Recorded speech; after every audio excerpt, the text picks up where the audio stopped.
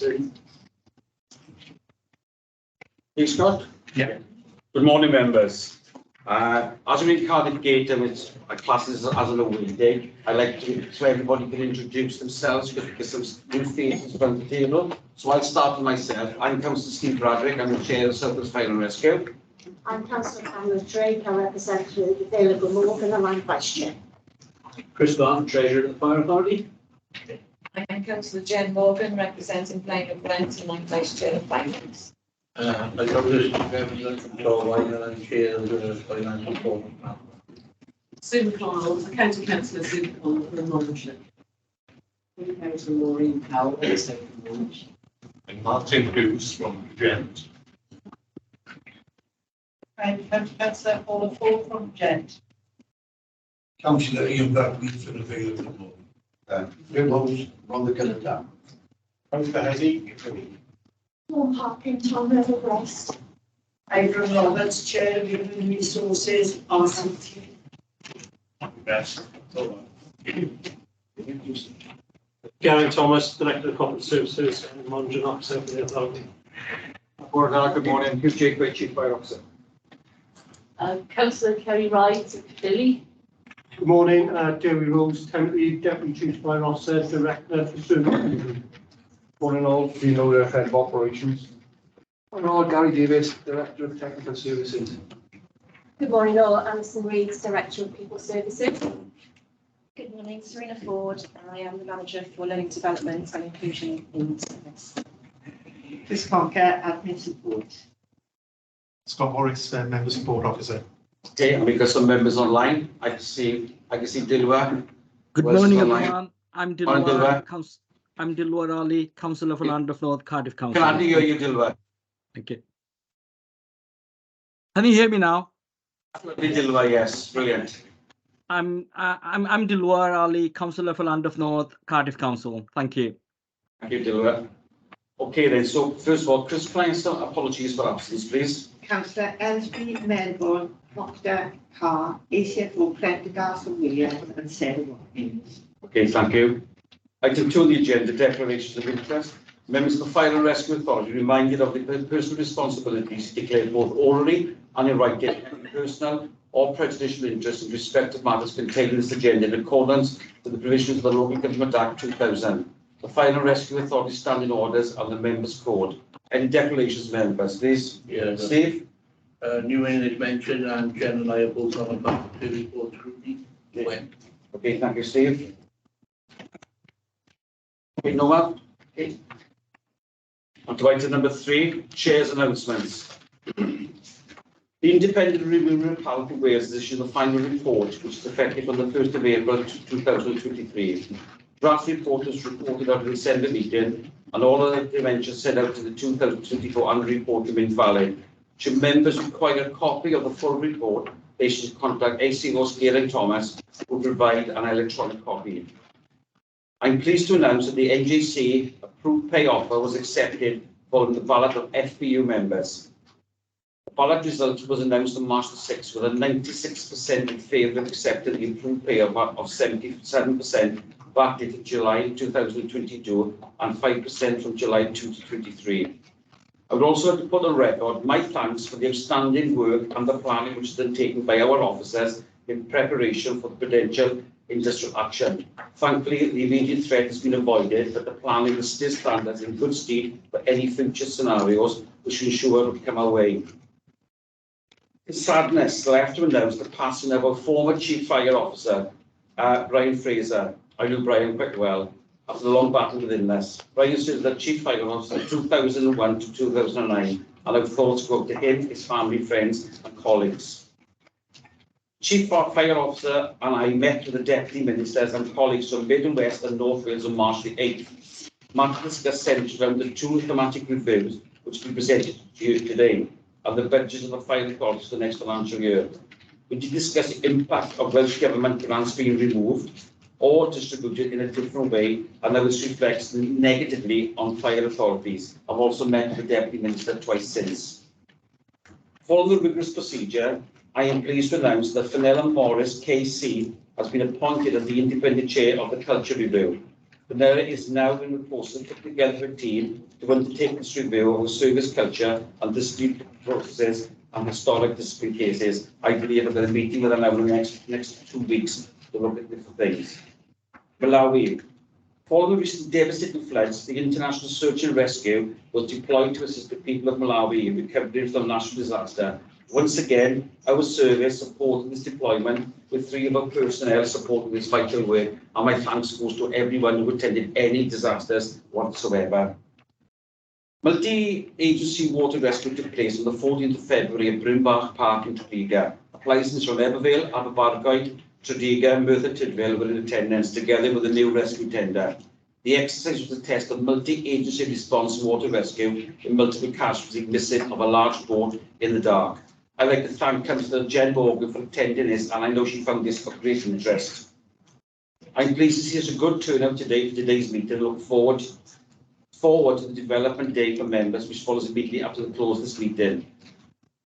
Members, there's an urgent agenda on the item for the agenda today, the Trent Manager Structure, the 31st of March. Due to administrative, this report was omitted from the agenda and papers. I will be preparing a report now of you if the inclusion of as the urgent item will be a remote one for Friday. So members, do you approve that this urgent item agenda be approved today, please? Yeah. Okay. Yeah. Okay, thank you ever so much. Thank you. And on a personal note, as you know, I haven't been well for the last couple of months. I've been quite rough. I've had the all clear from Belinda, so that's a really good thing for me now. So I just want to let members know I've posted on going to meetings. Some meetings I've been having the talking meetings to all during on Zoom, but I'm getting back there now. So thanks ever so much, and thanks to all members who've sent me their and really gratitude to the members who've been so nice to me. It's been brilliant. So item number 4 on the agenda. So we go on to the minutes on page 5 of the file authority meeting. So page 5, 6, 7, 8, 9, 10, 11, 12, 13. The members approve the minutes of that meeting, please. Yeah. Okay, thank you very so much. Chair, Sorry, yeah. Chair, sorry, one question. On page 5, at 4.6 before, the nomination of volunteers for the council review, is that still open? Can I volunteer for that, or will people? Yeah, we're receiving nominations for members, and we've got a strategic briefing with the chair tomorrow. I think she makes 15, and we understand how and what governance arrangements she wants to have with the servicing authority going forward. We've collected members' names in advance of that, so nothing's been firmed up. We need to have that conversation with the chair of the independent review team, and we can confirm members' participation thereafter. If I could volunteer my name. Thank you. Councillor Patrick, from initial conversations I had with Vanilla, it was I think she wanted me to act as the sort of the conduit between members and her initially. So I'll be acting the right contact with her and feeding back to the members of the group.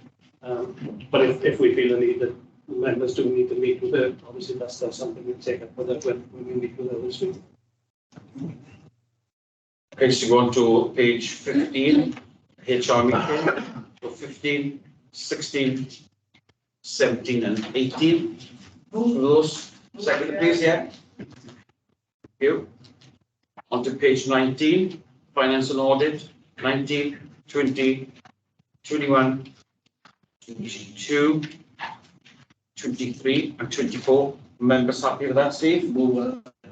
Okay, second one, please. Okay, brilliant. Thank you so much. So we go on to item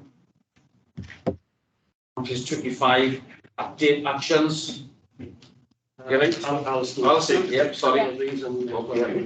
Thank you, Chair. So the first 2 actions relate to firefighter pensions, and in particular remedy and age discrimination, otherwise referred to as McLeod.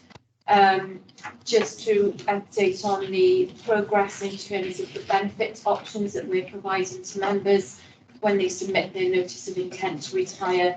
We're now looking at in excess of 40 cases we've processed under what are termed as category 1 cases. So these are individuals who are looking to retire. They're currently in service, and we're providing them with 2 options, so 2 benefit statements, so that they can choose the best options that suits their needs. In terms of, just by way of a small update to the GAD modeller, so we purchased the GAD modeller on an all-Wales basis, which would support individuals understanding what their benefits look like. That is available, but it hasn't yet been publicised. We're just working through a couple of technical glitches. So that will go live probably in the next week or so. And I understand that Welsh Government are about to launch a consultation on the changes to the regulations for implementation in October 2023. That's the second action on pensions. So we will obviously contribute to that consultation with a view to having seeing the regulations come into force in advance of October, when that date has been set for the changes to the regulations to accommodate the McLeod remedy and age discrimination. Thank you, Alison. The living wage update. Thank you. Just to confirm, the outstanding action on there is around the work that we're doing with our contractors. So Geraint's team in particular are working with our contractors who deliver our services to ensure and to work with them to look at their rates and to work with them in terms of having a plan of action going forward so that they can onboard, as we have already, in becoming a living wage employer. Yeah, thank you, Chair. Morning, members. The 2 items down for myself, the broadening role paper is on the agenda, which I'll present, and then the thematic review of operational training. Area Manager Dealer will present that later in the agenda as well. Thank you. Thank you. That's it. Yep. Thank you. So we're on to item 6 on the agenda, 6.1 on page 31, pay policy. Alison? Yeah, thank you, Chair. So members will know that we are required under the Localism Bill of 2010 to publish a pay policy statement each year. This is a forward-looking statement, so you will see the pay policy statement covers the year 2023 to 2024. The document has been reviewed by HR and Equalities and also the Scrutiny Committee. Key changes to the policy statement are around the honorarium section and principal officers' pay. Substantive changes to those particular topics. Just like to draw your attention to page 42. So section 4.16. This confirms that a review of principal officer pay was undertaken in July 22. So the policy statement is a recording of that discussion and decision. So 4.16 is a new entry. And then also on to page 48, which is a new section relating to honorarium payments. So this is where an individual is taking on some extra work and we are able to reward them for that extra piece of work. This section was reviewed following our job evaluation exercise that was completed early 2022.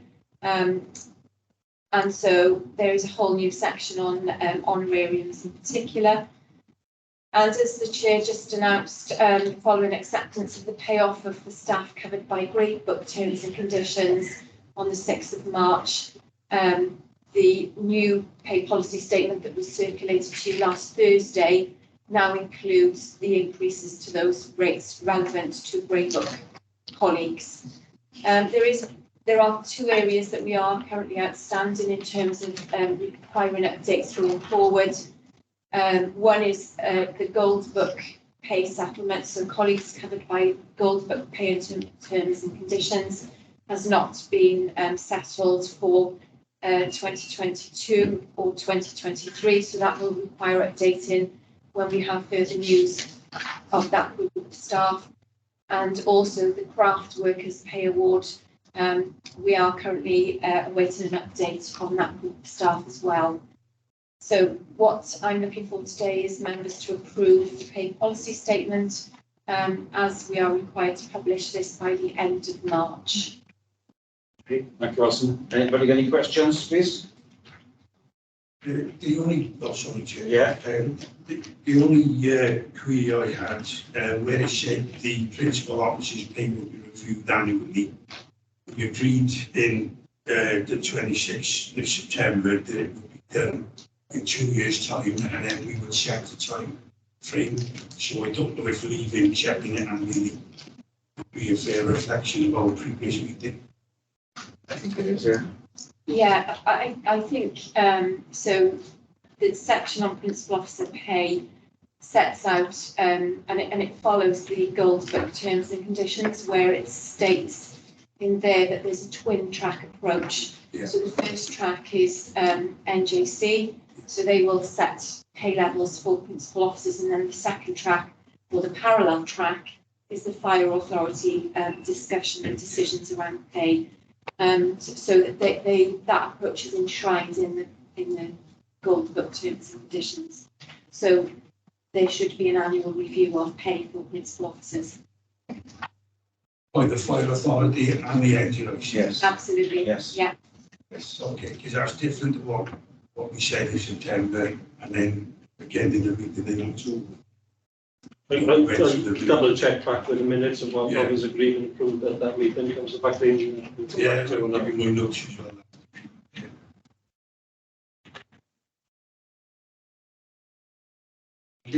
Sorry. Anybody, hang on. So the recommendation, if anybody else wants to say anything, the recommendation is members review self-employed pay policy 2023-24, and members approve 23 pays policy settlement to be published by the 31st of March. Have you moved? Yeah, in a second, please. Okay, thank you ever so much. Annie, we'll come back to you on that as well. Yeah, it was just a question because I got it in my notes. So we on to item 6.2, gender pay gap on page 63. To you again, Alison. Yeah, thank you, Chair. So,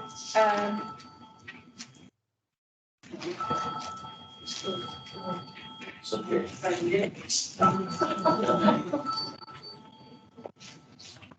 I see some lords calling in, all this.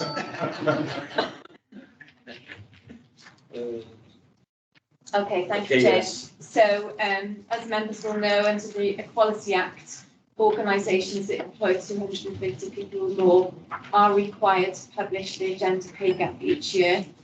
As per the previous discussion, the publication of the gender pay gap must be done by the end of March. So the data feeding into the gender pay gap in Appendix 1 is captured as at the 31st of March 2022. And what you will see, it's actually a good news story for us this year, in that the gender pay gap has reduced. What you will see in Appendix 1, so halfway down the page, is the hourly rate mean and median figures. The numbers in brackets are the figures for last year's, or sorry, the 2021 gender pay gap figures, so the previous year. The figures outside brackets are the 2022 gender pay gap figures. So you will see that the mean figure has reduced from 15.33% to 11.81%. And then the median figure has also reduced from 15.56% to 8.85%. So a really good news story for the service for this year. What's driving that figure? Well, we undertook a job evaluation exercise that was concluded in early 2022. And my colleague Serena Ford will take you through the job evaluation report a bit later on in the agenda. What you will see is the number of females that received a pay uplift as a result of that exercise was quite significant. So we think that that change has driven our gender pay gap to this point. We are also seeing more females coming through our recruitment process for whole-time firefighters. Although I would say probably at this point, we just announced that we'd recruited 21 females, so they wouldn't yet be in the system. So we'll look forward to see what the impact of those females is for next year, for the 2023 figure. So I think overall, and there's an appendix 2 which we've provided with a bit more analysis in terms of the hourly rate figures, so the financial figures, and you can see on page 69, so looking at that graph there, the mean rate, so the average pay rate for females in March of 21 was £14.30, and in March of 22 that increased to £14.73. And you can see that the hourly rate for males has slightly decreased on average. And then over the page to 71, so the median pay rates, so this is the midpoint of pay. Females have increased in March 22 from £14.85 to £15.60, and males, this slight decrease in March 22 from £17.16 to £16.98. So overall, a good news story. There's lots of information and approaches and policy direction that feed into the outcomes here. As I say, probably the main one is the job evaluation exercise, but we are now seeing more females coming through our recruits courses in our process. So of course there, I'm looking for approval of the gender pay gap report so that we can publish it by the end of this month. Okay, thank you, Alison. Anybody got any questions? Right, not so much a question, Chair, just to say the excellent work that has been done on this report. The Welsh Rugby Union tactics here, I see. It's obvious the policies that are in place are working, and that's excellent. And I'd like to thank the department for the work that they have put into this. Thank you, Chair. Yes, I just said as well, I echo your remarks. Anybody else want to say? If I can second, with a meeting of finance and audit a couple of weeks ago, went into this with considerable detail, and we're pleased to note indeed the move towards parity pay. Yes, thank you, yes. Anybody else from us? Any member? No. So the recommendation, sorry, just for clarification, there's not a disparity of pay, so there's not a difference of pay between male and female doing the same job. So the parity of pay is actually the same. It's the average and the mean which skews the figures, so the parity of pay is the same. There's no differential between pay grade between male and female. Sorry. Yeah. So the recommendation that the members approve the 2022 gender pay gap report in Appendix 1, cash the report, to be published by the 30th March 2023, and note the further analysis in Appendix 2. All members of agreement with that? Yep. Yes. Thank you ever so much. 6.3 on page 75. Geraint? Chair, so the 4-year update of the report on the strategic plan for the authority. The actual strategic plan itself is required to be published before the 31st of March, and the service performance team are currently filing the draft document which will go out. But the main thrust of this report is to actually set out the areas of focus for really the authority for the long term, so covering off the challenges that we have as an authority in the longer term, and in the medium term, then the service improvements that we're looking for over the next couple of years. All the objectives, the themes that are set out within our plan obviously take recognition of the wellbeing goals and in compliance with the Wellbeing of Future Generations Act. It's the same format as we've published in previous years, so there won't be any sort of major changes to what members will have seen and be used to. Paragraph 2.6 of the report sets out our 8 strategic themes. Again, they haven't changed from what we had for the current financial year. So they are the 8 themes that we're sticking with for the strategic theme of the organisation. And then against each of those themes, there's a number of objectives which have been set, and they've been done in consultation with the directors and with the heads of service for each of the relevant service areas to come up with what are the objectives to meet those strategic themes over the medium term. All the feedback has been taken on board, so the consultation process, which was reported back to the Fire Authority in February, all of that has been taken on board and has been built in, and there'll be a specific feedback section contained within the published document, which will come out on Friday. I think apart from that, Chair, I'll probably stop talking at that point and take any questions if members have got anything specific against the strategic themes and the objectives. Steve? Yeah, I know we're doing it for 2020, 2030, but how would our strategic themes incorporate the new proposal by the Welsh Government for the new emergency provision? How would it impact on that? Specifically, which part of the Welsh Government's? Where they're trying to bring in the emergency plan about doing, covering with the ambulance service and stuff like that, as that came in.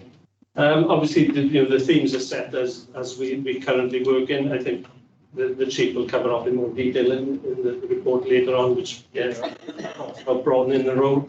But certainly the period was set, at the start of 2020. And that's the whole purpose of updating it really on a rolling basis each year, and why we have an improvement plan which comes back to board members to sign off. So obviously, it is recognised, it is part of our thought process and will be built in as and when things change. That's great. Anybody else? Okay, so if everybody is happy with that report, I'm quite happy with that one. So we know the outline of the council provided in the public strategy plan and approve the publication of South Fire and Rescue Service Strategy Plan 2020-2030 4-year update by the 31st of March 2023. Is everybody in agreement with that, please? Yeah. Yeah. Okay, thank you so much. So on to page 81. This is you again here, right? 6.4. Again, this is a sort of an annual process where we bring the published plans of the public service boards to the authority to sign off. This one is slightly different in that this is the 5-year update of the wellbeing plans for the public service board. Members will be aware that the statutory partner on public service boards, the Fire Authority, have to be consulted and have to actually approve these documents. So set before you today, and they were attached as appendixes, links, electronic links to the report. Are the plans for each of the PSBs within our area, so that's the Cwm Taf Morgannwg, Cardiff, Gwent and Vale of Glamorgan. The 5-year plan, obviously the first one was done and set back in 2018, and now the latest 5-year plans are out for approval. 2.1 of the report, paragraph 2.1, sets out what the overall objectives for each of the plans, and the electronic links were there. And there was a revised update also sent out last week, I think, one of the plans where we had notification that it had been updated. Happy to take any questions on that one, Chair. The only thing I will say is that it's great to be down to this, because at the beginning we had 9, was it 9? Okay. And It was 9, yeah. it was 9, yeah, I got my memories right. And it was horrendous. We had to go to all these meetings, so I'm glad they are joining up together much better. Anybody got anything to say on the PSBs? Steve? Jen and I are on the scrutiny board. We got a first official meeting Wednesday. Good. Anybody else? I think it is the way forward to bring it down to we had all the individual authorities, and I know it was a nightmare, but it was, so I'm glad they're all joining in together. So the recommendation is to consider and approve publication of the Cwm Taf Tap Morgana, Cardiff, Gwent and the Vale of Glamorgan Public Service and Wellbeing Plans. Everybody in agreement with that, please? Okay. Yeah, thank you. On to 6.5 on page 87. Thank you, Chair. That's you again, Geraint, yes. This report sets out the revision to the officer scheme of delegations. Members will be aware that back in December, I brought before you an updated constitution for the authority, and there was one piece of work which was omitted from that, which again needed further overview and revision, which was the specific scheme of delegations, just to finish off that piece of work. At that meeting, the Fire Authority approved to accept the constitution as it was, ready for inception at the next municipal year. So from the AGM of June, the constitution will come in its fullest. And this piece of work now will complete that document. So the scheme of delegations will be slotted into the overall constitution, and then they'll go live from June, the AGM. The main piece of work that's been done, and I've got to put on record my thanks to Councillor Ellsbury, Councillor Roberts and Councillor Powell, who formed the working group to again review this document. And we met a couple of weeks ago and went through it in considerable detail. The main thing we've tried to achieve is to streamline the scheme of delegations. It was quite a lengthy document before, and had delegations from the chief through various officer tiers all the way down to station commander, watch manager even. What we try to do is fetch it back up to in line with local authorities and other public bodies, whereby the delegations are down at director level and down to heads of service, and then they can always give further authorization to members within their teams to carry out specific functions, as long as they captured and recorded within our policies and procedures. The main, there's only sort of three main changes that have been made to delegated powers. In paragraphs 4.2, no, sorry, points 4.2, 4.3 and 914 within the delegations themselves. The first two are related specifically 4.2 and 4.3 to the acquisition of land. The delegation gives the authority to myself and the chief in consultation to acquire land up to £250,000 in value, and to dispose of land as well. And that's really to take advantage of timescales, because we're all aware that there have been times where we've tried to purchase some of the property in the past, and we, due to the sort of rigid requirements of public sector, we've been unsuccessful and been some timescales that have got away with us by having to formulate proper reporting schedules, and thereby the private sector have got in front of us and sort of taking advantage of that. So that's the reason for including them. And then the last one, then 914, is to give delegations to Alison as Director of People Services, the approval to engage temporary or casual staff additional to the authorised establishment to meet exceptional needs for a period not exceeding 12 months. So that's really just to go above establishment should we need to, just on a temporary basis. Happy to take any questions at that point. Just one thing to add is that the last time the scheme of delegations was reviewed was again back in 2019, so they've been overdue for review. So take any questions at that point, Chair? No, I like to thank the three members for this, because I know we were just going into this been phenomenal, and to officers as well. And yeah, I totally agree with it with the land. I remember we lost Pontypridd land quite a few, and I was devastated over that we lost that bit of land in Pontypridd because of the bureaucracy in us going for it. So yeah, I totally agree with this. Any other member got any comment to say? No. No. Okay, thank you so much, Jen. So the recommendation that members agree and adopt the proposed and update the scheme of delegation that will come in after the AGM in June. Yep. So everybody happy? Yep. Yes. Brilliant. Thank you so much. Page 117. 66. Welsh Government thematic review, Borden Road firefighter. I believe this is Chief. Thank you, Chair. Members will be familiar with this area. It's been presented on numerous occasions over many years in all fairness, but this is the latest and up-to-date position. And I know it's quite complex, so I'll take members through it probably bit by paragraph before we get to the recommendations. And very much alludes to the comments that Councillor Evans made as well, that if Welsh Government and ourselves and the representative bodies were successful in negotiating this would then sit within one of our objectives. But there's a lot of work and discussions going forward.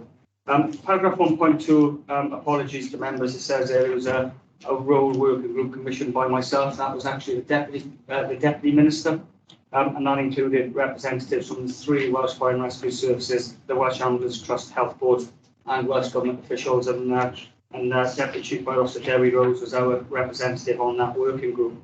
That then came up with a bit of a discussion on what was the art of the possible. So if NHS Wales wanted assistance from the Welsh Fire and Rescue Services, what could that look like? There was no hard and fast negotiations on it. There were broad areas for discussion, and that took place at officer and official level. It centred on 3 main areas: responding to out-of-hospital cardiac arrest, responding to a non-injured or uninjured faller at home, and then also being able to help with fall prevention activities in the home as part of what was classed as a safe and well or extended home safety visit. With those 3 areas up for discussion and conversation, members will know from previous papers that the Deputy Minister then commissioned her fire advisor to look at the capacity for Welsh Fire and Rescue Services to take on the additional responsibility roles and increasing calls as well. The fire advisor made 4 recommendations. Following his thematic review, 2 were linked to the current and existing shift systems in place across the 3 Welsh Fire and Rescue Services, centering around whole-time duty personnel and day crewing, which we don't have any in South Wales. 1 was to analyse station work routines, and another was about the functionality of our mobilising systems as well. You will know that in response to the thematic review and the recommendations that the fire advisor made, I commissioned an internal working group to consider the 4 recommendations and to come up with their recommendations and conclusions in response to the fire advisors. They contained in Appendix 2 within the report that are summarised in Appendix 2.11, which says there is scope within existing working practices for whole-time and operational crews to maintain their skills and competence, maintain their knowledge, and respond to a potential higher call rate as well. And we believe that there's efficiencies and effectiveness that we can make within our current shift pattern without the need to make changes to the current crewing arrangements and the shift patterns that our whole-time firefighters make, which seems to be the propensity that's coming from Welsh Government at the moment. There has been detailed risk assessments undertaken of our working practices, namely the 15-hour night shift. And as you can see there in 2.11, the second bullet point, it says that following our risk assessment, that there is sufficient rest for whole-time crews, which minimise the impairment on their physical and mental well-being, i.e. there's sufficient rest within the 15-hour working system for our crews. And then is recognition that our command and control system will work in collaboration with Mid and West Wales in a shared location in South Wales Police and a co-located joint fire control as well. And the fact that the changes to that command and control system coding would be fairly costly as well. In response to our internal working group, I felt it prudent really that we would have some external scrutiny and transparency over the recommendations that was made from our cross-sector working group. The person that was identified to undertake the review was Mr. Alistair Hay. As you can see from paragraph 2.12, Alistair was previously the Chief Fire Officer for Scottish Fire and Rescue Service. He has maintained the sector competence. He's been undertaking some operational assurance work for London Fire Brigade, post the tragedy of Grenfell, and has recently completed a piece of work for HMI Scotland in Northern Ireland as well. The conclusions that Mr. Hay draws following his review of our working group is summarised in 2.13. where he summarised the service commissioned an appropriate working group to review the Welsh Government Fire Advisors thematic review. The service used an evidence base to consider each of the recommendations and the findings and are reasonably drawn. That the natural and built environment across South Wales and the community demographics in which the service operates is changing. The service is actively engaged in national trials in the area of emergency medical response. And for some members that were on the authority back in 2015, we had a very successful trial of operational crews responding to cardiac arrest, severe bleeds, someone choking and unconscious in our communities as well for a trial period of 22 months, which was undertaken through the National Joint Council and in social partnership with the Fire Brigade Union. It goes on to say that the broader role for firefighters in Wales should be pursued through collective bargaining and public consultation. The service has given due regard to the recommendation of the Chief Fire and Rescue Advisor, and the findings of the service's working group are proportionate, pragmatic and a positive step to improve community and firefighter safety. Moving members up to more recent times, as part of the Fire Brigade Union pay claim for 2022-2023, which was successfully resolved with the 7 and 5, which the Chair covered in his announcement at the beginning, there were 6 other criteria. One of them was exploring new roles. So looking back to what we achieved in 2015 across the UK with some successful trials, what does the role of a modern firefighter look like across the UK? It was agreed as part of the negotiation and settlement that there would be a working group set up through the National Joint Council between the employers and employee representatives, and that will report back to the NJC within 6-month period as well. Members will note on paragraph 3.1.4 that we've had extensive engagement and discussion with our Fire Brigade Union officials over this period of time, and have made it clear to myself and other officers that they would oppose any changes to existing terms and conditions of employment, including shift changes, if it was taken out of sequence with a discussion on what the role would look like for firefighters across Wales. The recommendations are contained within paragraph 5, but before we get to them, I'm happy to take any questions, Chair. Thank you, Kim, for that. On this, myself and Pat have met with the Deputy Minister on this, and I have told her my views quite bluntly, and I just leave it at that at the moment. Anybody got any questions? Yep. Yeah, just on the recommendations by the management consultant. So, are we accepting when we accepting recommendations? Yep. The recommendations from Mr. Yeah, that we developed this through the National Joint Council. Yes, it supports the recommendations. His Are we pushing ahead with it, or is it sort of at the door of the Deputy Minister? I think if we look at the recommendations, there's a stepped approach, and in summary, my recommendations are that it is something that we would wish to embrace, but it needs to be done in social partnership, and it needs to be a continuum of the discussion. Whereas where we are at the moment, the Welsh Government's current view is that fire authorities need to change the existing shift arrangements before they discuss a broadening the role. For myself, it seems out of sequence, and we know from conversations and discussions we've had with our local FBU officials that if that was to be the case, we would find ourselves very quickly in dispute. Yeah. And your statement, Chair, about you told the Deputy Minister your views. Yeah. Does that show? Is it that saying, we're a bit sceptical about this? I told the Deputy Minister that I've got concerns about this, and also the Deputy Minister that this is national bargaining. It's not, it's got to go through the National Joint Council, and we haven't got the authority in South Wales to change the partners of firefighters. And I actually told the Deputy Minister she wants another strike. A strike would occur because it's national, it's not local. And I'd be honest with you, I don't think they are listening down the bay to us. As I'm not an experienced firefighter, neither is Pam. But at the end of the day, these are the experts, not me. I'm the chair of the Fire Authority, and I've listened to what the unions have said to me and everything. And I've got to be honest, I quite agree with the unions on this. You know, I was in a meeting, you were in that meeting, Pam, where the FBU from North Wales was in the meeting and said this was brought in up in Merseyside, and they are still reeling from the issues that happened up in Merseyside. So I just leave it at that. You know, I've got I've got grave concerns about the shift pattern. I don't think it's been thought out correctly.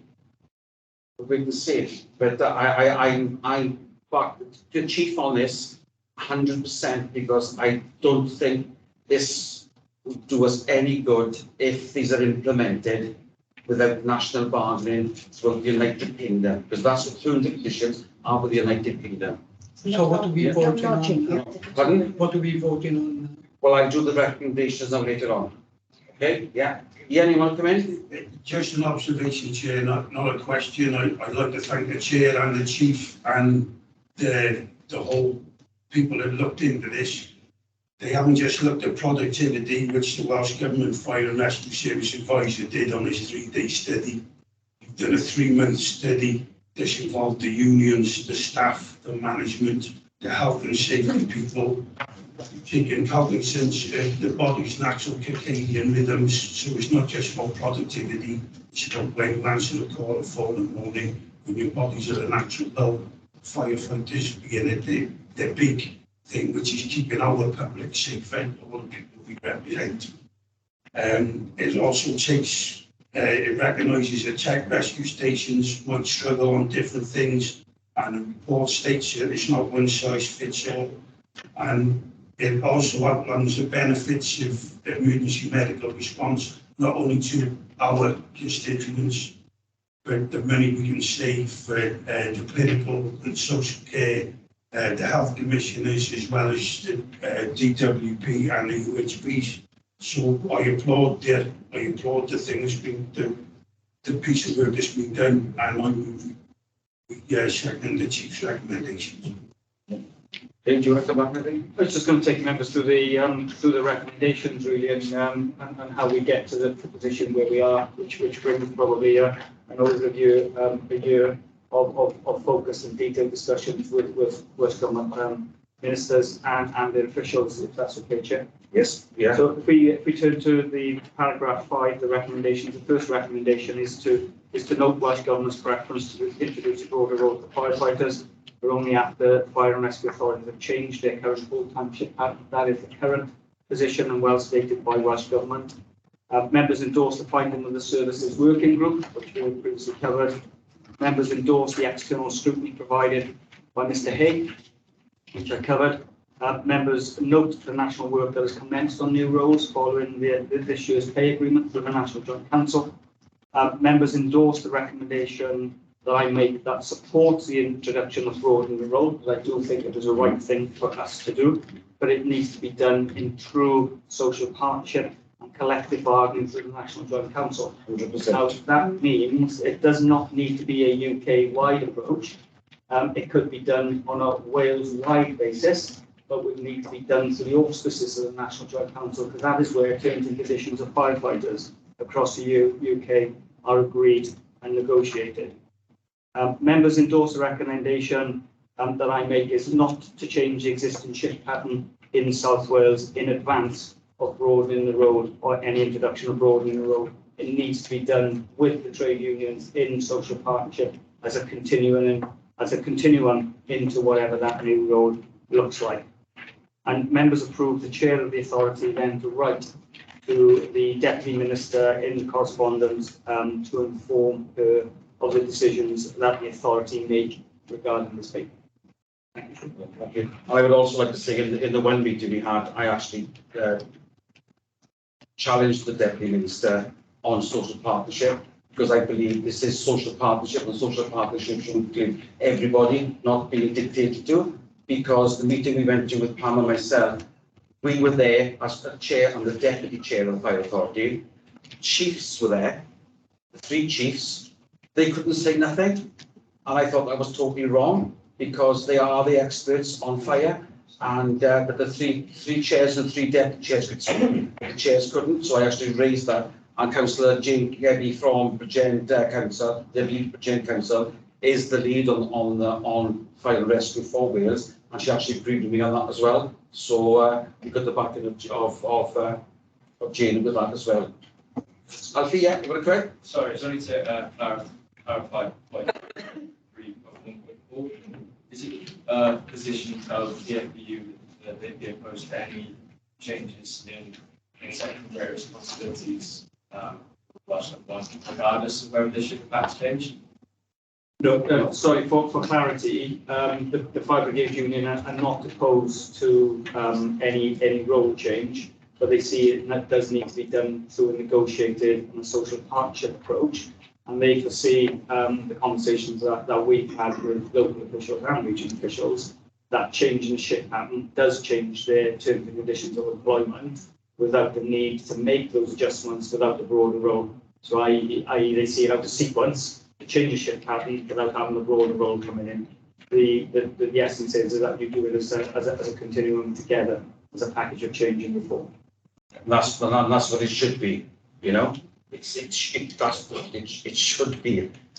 I mean, I'll just leave it at that. So though the recommendation, I will not read all the recommendations as the chief. Yeah. So I've just read all the recommendations, right? But I can assure you, I'm on the side of our firefighters because I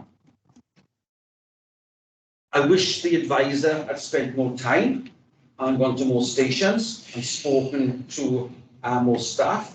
You know, spend a whole day down in Ely, spend an whole day in Cardiff Central, see what it's like down there 24, spend 24 hours at those stations and see how busy stations are like. You know, you can't just pick X, Y, and Z, you know. I've been around to all the stations, I've spoken to crews, I know what's going on. I think the advisor should have done that, but that's my personal view anyway on it. So those are the recommendations, and I can assure you, I will send a letter to the Deputy Minister, so that I'll get another one back. So those are the 7 recommendations. So everybody's, I'm going to move on to 7. So yeah, everybody in agreement with this, please. Yes. Okay, on this further, can we have a show of hands, everybody, so everybody can see? Thank you ever so much. Thank you ever. Thank you. Councillor Watkins, you just raise your hand or. Yes, I agree, Chair. Yeah, thank you, thank you. So we go on to the next item on the agenda, which is who again?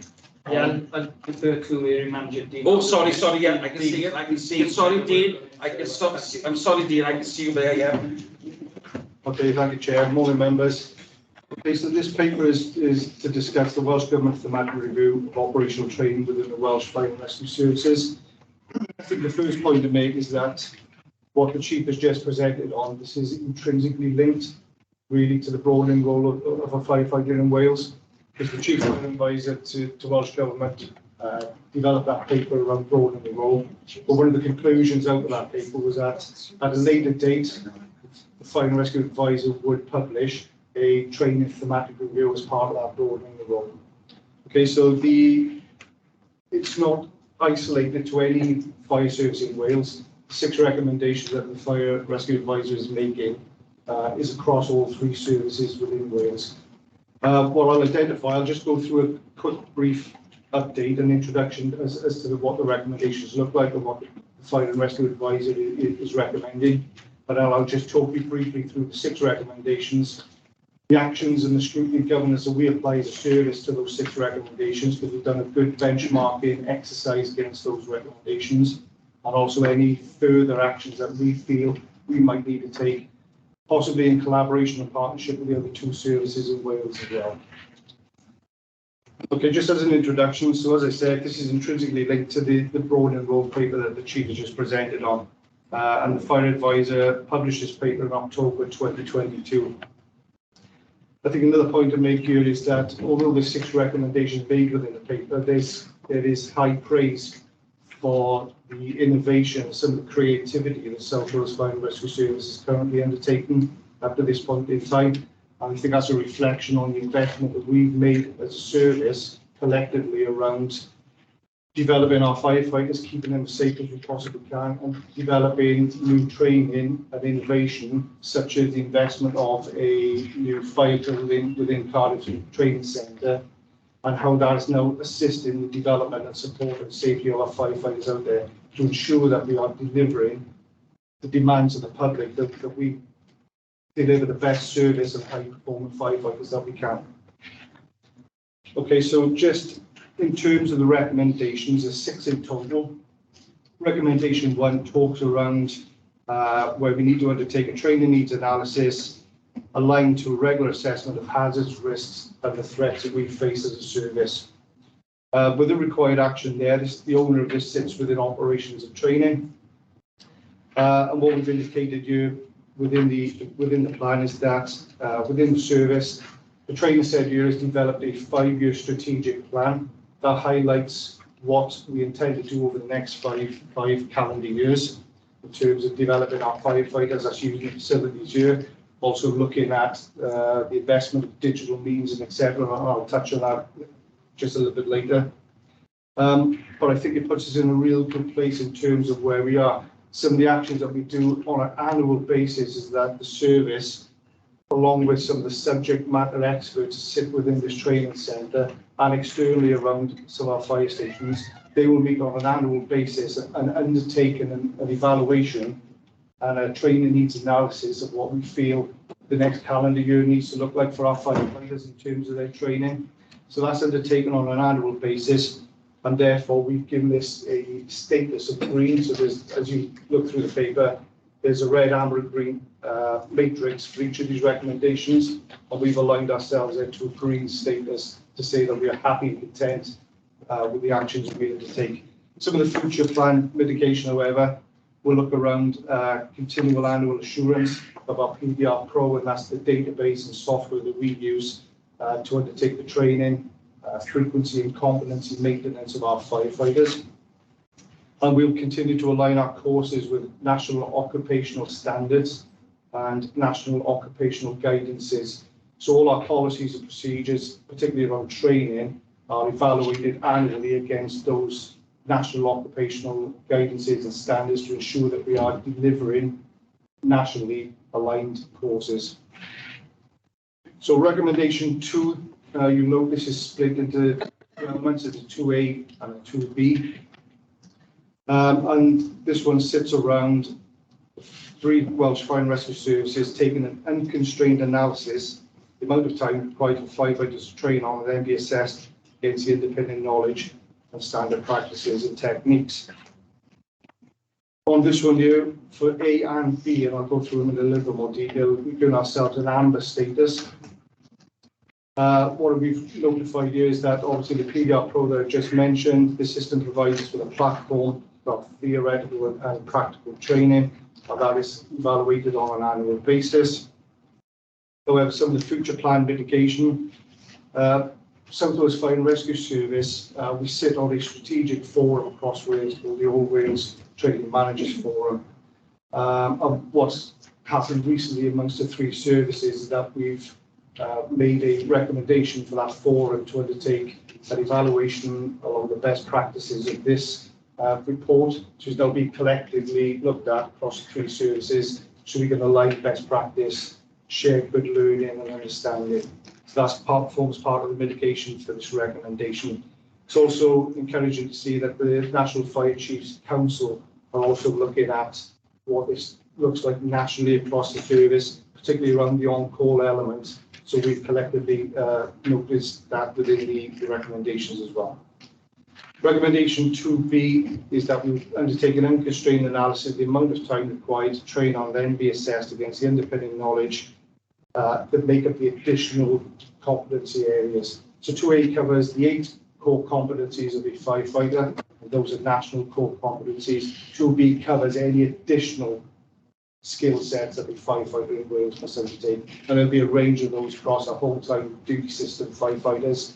In terms of on-call, that is limited down to a number of specialist appliances based out on some of our on-call stations, predominantly water houses, which are located around the service area. Again, we've given ourselves an amber status for this one. but that's going to be captured in the All Wales Training Managers Forum. And also our on-call delivery team will be undertaking further work to address some of those issues that we might encounter through the next 12-month calendar. Recommendation 3 looks around the use of outcome of unconstrained analysis required to measure against operational risk assessments for our on-call retail duty system firefighters.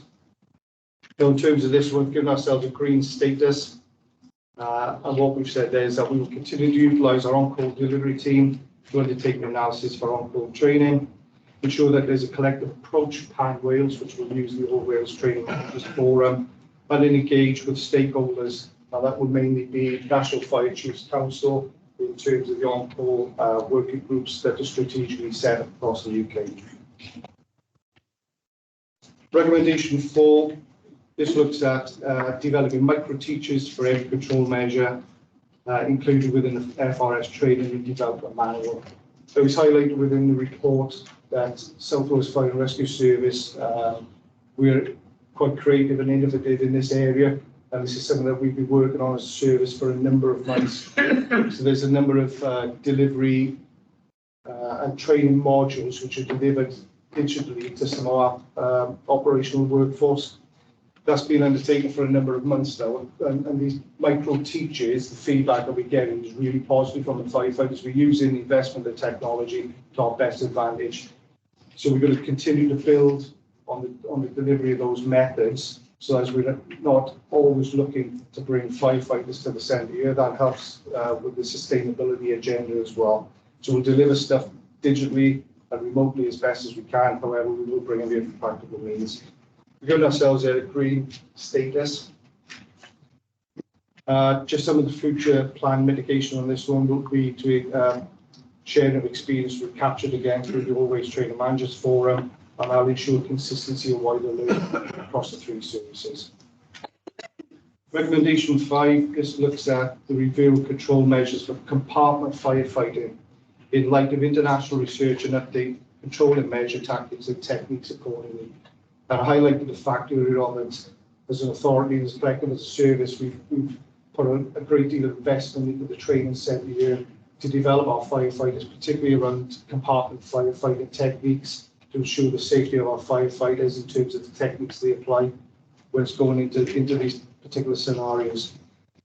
We're comfortable with this recommendation. We've given ourselves a green status for this one as well, because part of our process is that on a 2-yearly basis, we undertake what's called a breathing apparatus requalification to all our operational staff at both the centre.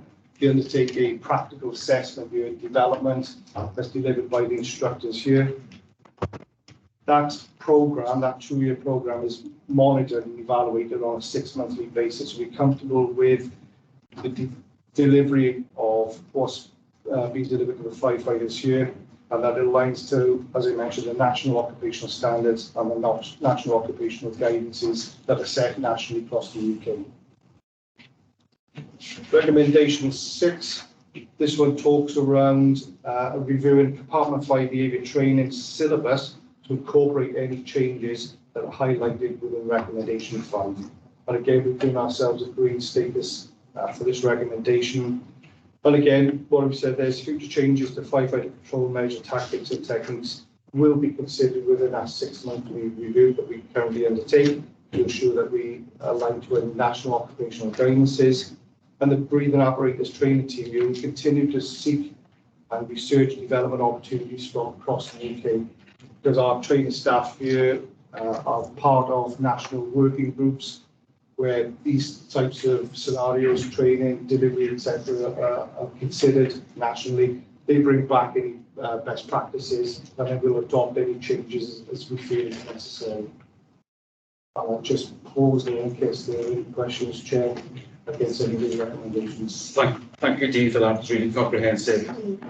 Steve? I was going to say, I've seen a lot of work has gone into this, and I understand it's a wide road to try to do. But the only thing that concerns me, we see we put a lot of our effort, time, and everything, but we don't seem to be getting any finances to do all these extra things the Welsh Government are asking us. You know, we do a lot more than what we actually, people are aware of, but we have to keep financing it ourselves. And I think most of them need to have a look and realise, you know, things are tight at the moment for everyone and budgets. You know, if they want to put things in place, please finance us, you know. We can't be financing ourselves all the time. We're then taking that finance from other departments. So that's just an observation. It's not, you know, I'm just annoyed that we've got to keep financing things that other people are suggesting. I critically do, Steve. It's been advice from years ago. I remember many years ago when the minister just overnight and stopping all this X, Y, and Z, and then we had to take money ourselves. And I'm not talking about a couple of pounds. I think it was a couple of £1 million that we had to do. It's not on. We've got to be honest. So yeah. So it's probably just a very nice question. Thank you for the report and the explanation of it. Really comprehensive and great. This is just a naive question. What is obviously a technical term? What is an unconstrained analysis? Yes, so I think with the unconstrained analysis is basically we're going to look at the development of a firefighter from point A of the recruitment of a firefighter in the service to point B where they become competent within that role, the time it takes for us to train them from development to full competence, but then post-competence is how do we maintain that competence on an annual basis. So we need to undertake just that journey from A to B of development, joining the fire service to becoming competent, but then post-competence is how we maintain that over a 12-monthly basis. So not constrained by the sections of someone's career? Yeah, sure. But I think it also takes, you know, the on-call duty system, because our whole-time colleagues, we have on average around 30 minimum hours a week to train those individuals, whereas our on-call is a significant challenge because we would capture them for 2 hours a week. Thank you. Yes. Okay, you want to come back in? This is Yes, no. No, I think if I just come back to the unconstrained analysis, I think it's very much as Dean said, it's to do with the fire advisor is that you do an analysis of the time taken required to maintain competence, not look at it through the lens of what's often referred to as on-call firefighters only have 2 hours a week to train. That's not true anyway. Yes, they have a drill period, 2 hours every week, but within their contract within South Wales, we have a very different approach to on-call training and competence. So there's additional hours of training per annum built into their contract as well, which is why within the section 2A and 2B of our analysis, this has a wider impact. This thematic review has a wider impact than just the 3 Welsh Fire and Rescue Services. The on-call, which is the review, is heavily weighted towards calls into question time available for on-call firefighters to retain their competence. Like I said, we're in a different position. We use the salary scheme. We are the only fire and rescue service in the UK to use the salary scheme. All other fire and rescue services use a pay-as-you-go scheme. So basically, there'll be a 2-hour drill period. There might be additional training time throughout the year, and then firefighters get paid per call that they go on. We don't. We pay a salary scheme irrespective of how busy they are. Built into that salary scheme is administration time, training time, community safety time, in addition to the drill period as well. And that's where the unconstrained analysis comes from, as Dean was talking as well. Yeah. Thank you. Two aspects I'd like to pick up really as well is the international research. The view of the fire advisor within Welsh Government at the moment is that the national operational guidance that firefighters in the UK work to is out of date, and he's pointed to international research.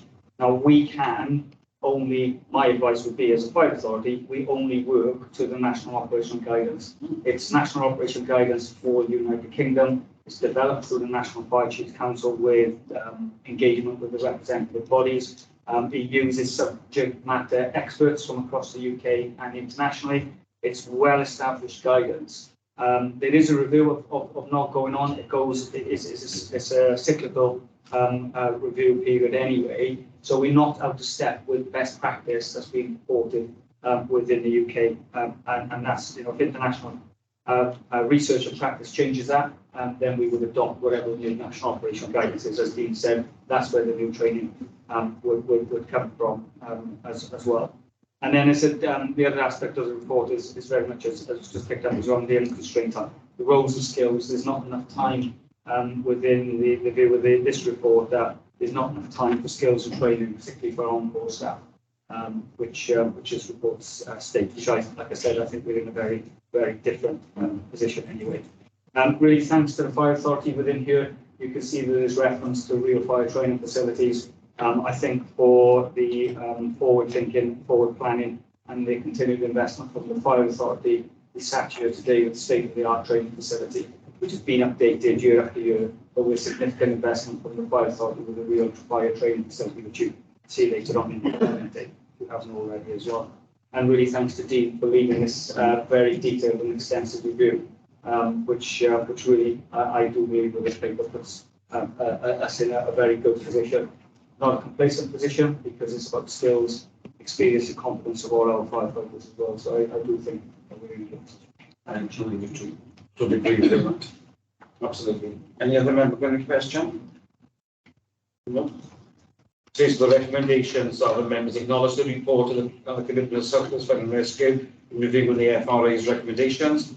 Though the recommendation was reviewed and acted upon with last year's non-training cycle review, and keep members updated of progress against these recommendations. Everybody agree with that? Chair. Yeah. Okay, brilliant. Thank you so much.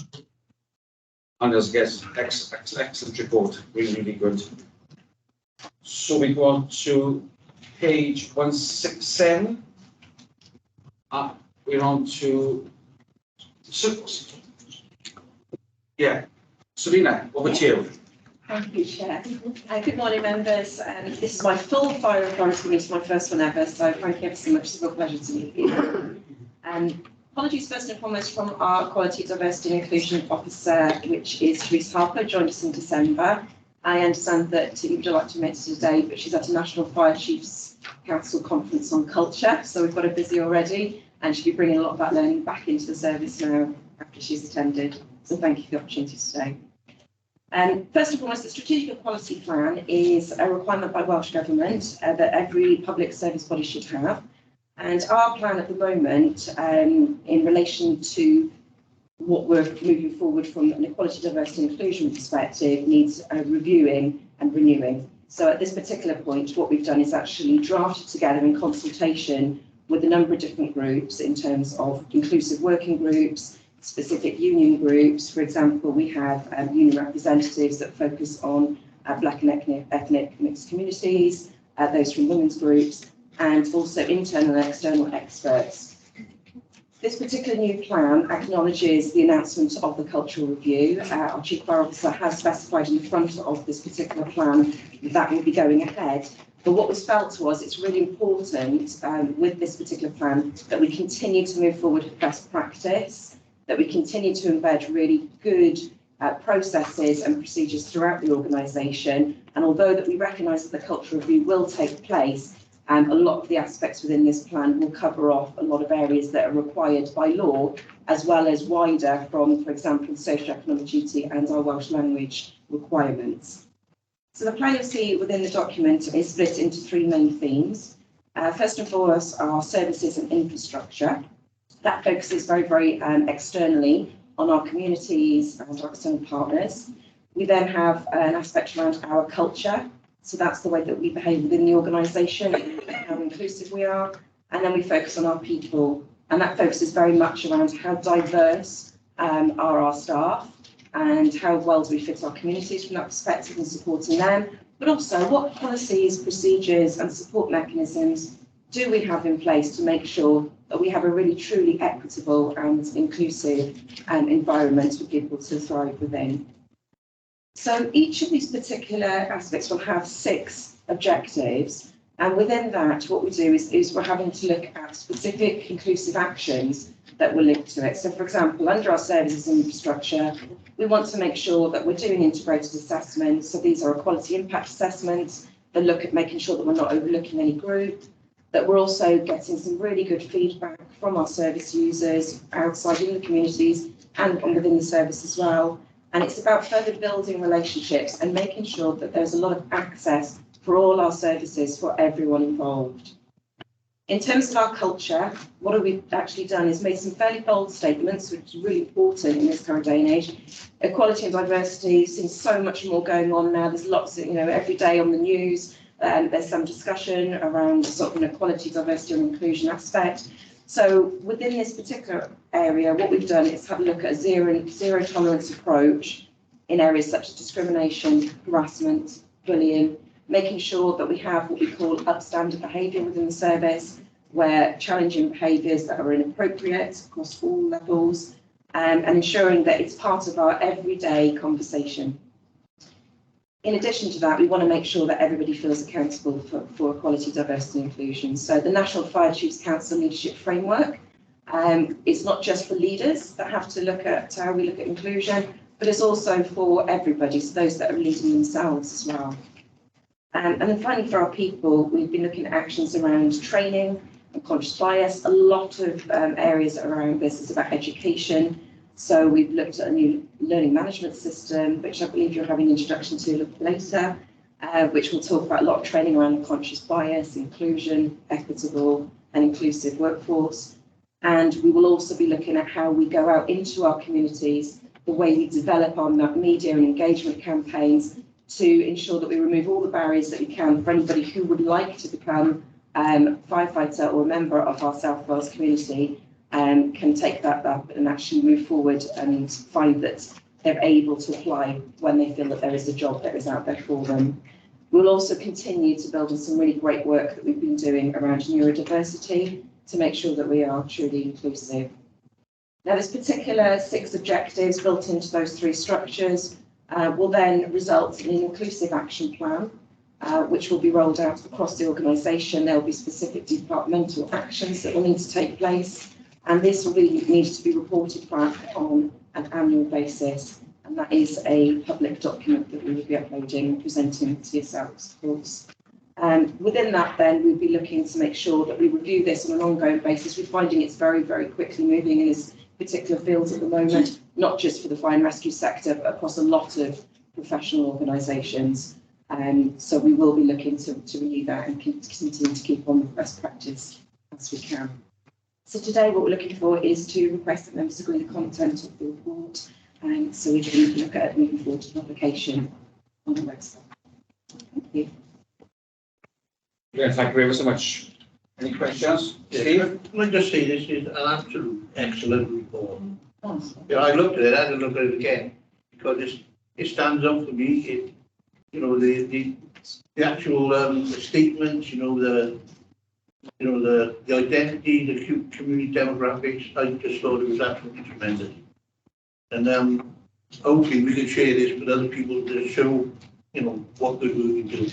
But no, thank you for that. Thank you very much. Real collaboration across the whole organisation, so including Steve as well.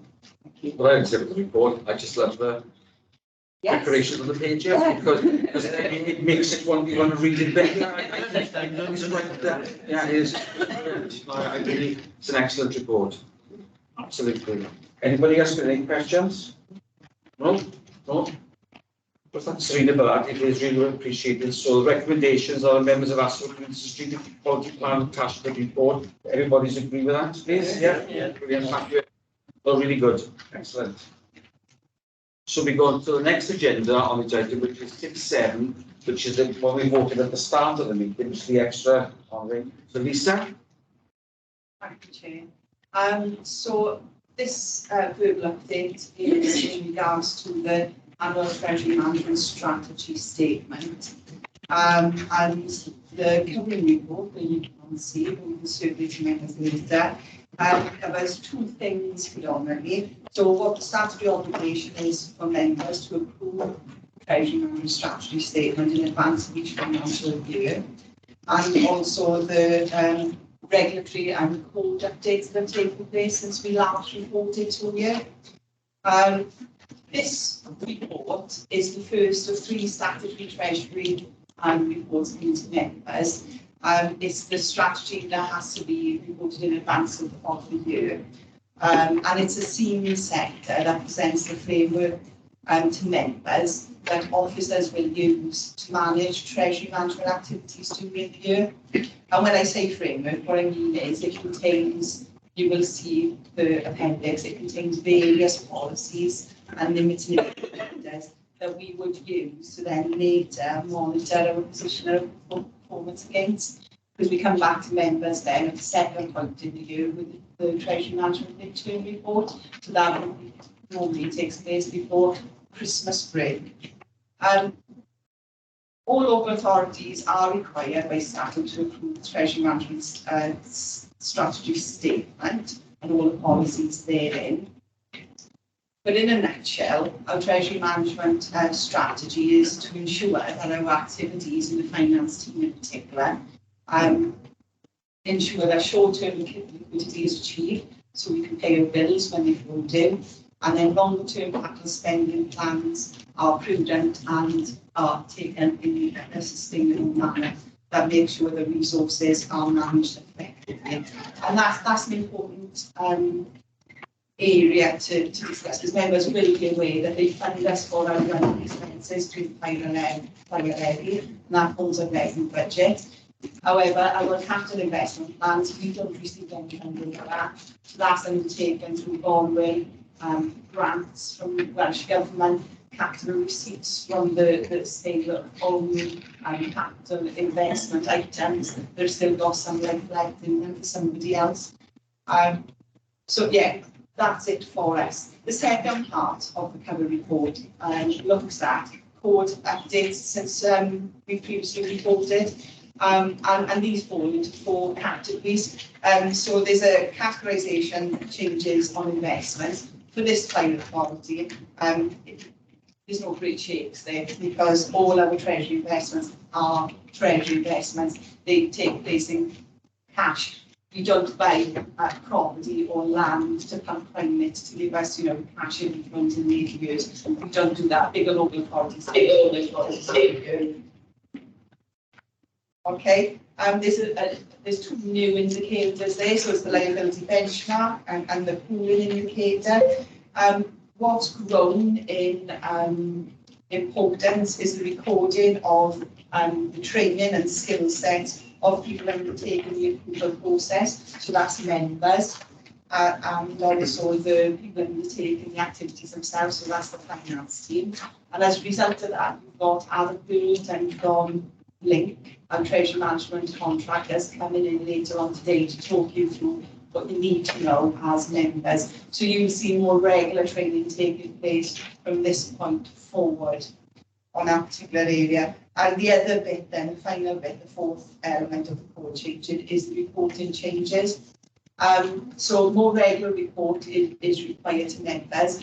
I see that at this point as being more reports of finance audit and performance committee. So the 3 overarching statutory reports come through to a full fire authority, but then the quarterly reports can be taken with the budget reports to finance audit, and that'll be moved into the forward moving programs then for next year. So those main code changes. The appendix, which I was circling, is quite lengthy, so I'll just summarise the main points there. This is quite a specialist area, treasury. So this is why we contract the use of specialists, which are Link. And what they do for us is they do a lot of scanning of the economy and provide us with forecasts on the way they think interest rates are going to move, sort of creditworthiness of potential counterparties out there. So it's very external, private sector, market sort of scanning activities that we take for us. They're quite a small finance team that we have at headquarters, and then there is a quite specialist skill set. As a result, the strategy starts off as a definition of information, and it talks about what treasury management is. And for our purposes, it constitutes in 2 particular areas, which is ensuring our day-to-day cash flow, is paying our bills, and then financing our capital arrangements. And then it moves on to talking about what the statutory reporting requirements are, which I've just summarised. It moves on to what drives this is cash is multidimensional in the way that it doesn't just look at what's in the revenue budget or what's in the capital budget. It looks at revenue, capital, grants, money coming from sales, pension funding, things like that. So it looks at all those different elements and not just the amount, the timing of those things coming in, because we are only allowed to hold safely with one particular counterparty, or let's say it's Lloyds Bank, Barclays Bank. So much money we've got a counterparty in 10 million, so we manage risk that way by spreading our risk across a number of counterparties. So it talks about capital, our capital needs for the coming year. That's what drives our financial requirements, and not just next year, it's got a 3-year view thereafter. That capital and financing requirements got an impact on what we need to borrow, because of course that drives our borrowing activity. And then we've got this concept of prudent borrowing. So that's where the new liability benchmark has come into play. And then it presents what our policy is on repaying the debt, because any debt taken out needs to be repaid. And within that piece of work, we've got the debt portfolio of 27 million, and there it's set out with the different maturity dates there, and all the relevant information. So we've got the current borrowing portfolio in there for now and for the next year, because we've had to assume what are our capital investment requirements going forward after 2023-24. It also presents what our banking structure looks like, the accounts that we use, the rates that we've currently got. Of course, we've all seen the hikes in the interest rates as a result of Bank of England increases. It's been astronomical in the last 6 months. That's having an effect on borrowing. Any future borrowing, current borrowing is fixed. Yeah. And it also puts limits on borrowing, just to make sure that any borrowing is prudent and we're not borrowing to fund running activities, because that is funded to the final levy. That is given to us by each of our 10 local authorities. There's an affordability indicator there, which looks at the impact of borrowing on the revenue budget. So with the increased costs of borrowing, as a percentage, what is borrowing as a result of all of our, the entirety of the revenue budget. This moment in time is looking like it's just under 6%. When it goes above 10%, that's an indicator for members to think about what our capital plans are. Are they too big for us moving forward? It's something for members to think about. And it also includes a prospect for interest rates, which has been provided from Link. So our borrowing strategy is in there, and our policies, and then it moves on to investment strategy, because at certain points in the year, we could have an awful lot of money in our bank accounts in excess of 20 million. So we have to think about how we're going to spread that risk across our various banking structures and potentially deposits and investments. So it's a much smaller piece for the authority, investments, and it tends to concentrate on managing that risk. And then it finishes off with a number of appendices which give members an update on the economy, where it's moving, and that should inform your risk appetite to making decisions on a longer term basis, because that's what Treasury is about. It's about making decisions now that will affect us in the coming years.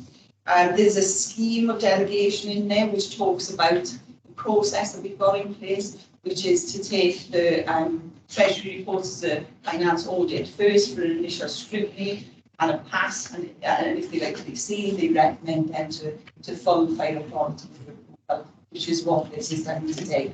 Even though we haven't seen this report, it's already been to finance audit and it has been passed for approval. And then it finishes with the Treasurer's responsibilities, which are minute and huge. And that's it in a nutshell. So I will be circulating the covering report and the detailed document beyond that for members to see later. Yeah, there's nothing contentious in there. We have never breached any of our limits. This is the strategy. In doing it, I have looked at the outturn Treasury report for last year, And we would, as a matter of course, highlight the members if we were coming into any risks. So, I don't know if there's any questions. We've got some of the tables are available on the screen from members, if we want to take members through. Yes. Yes. Okay, well, thanks, Lisa. Do you want to go through the tables on? It's up to you.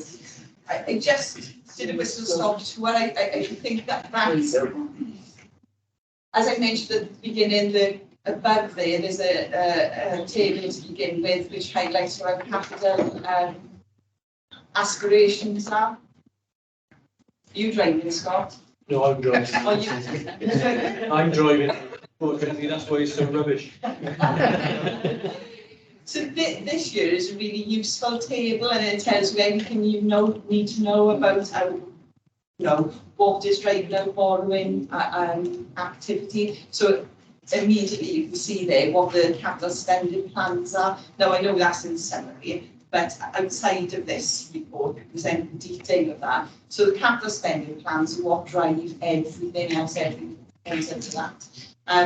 The funding for that, you can see that we make with CEDA a small contribution from the revenue budget of £200,000 a year, and also the interest for loans goes through the revenue budget. The rest of that then was not immediately funded, so you can see the 1662, the 8 million, the 14.6, that's all borrowing requirements then.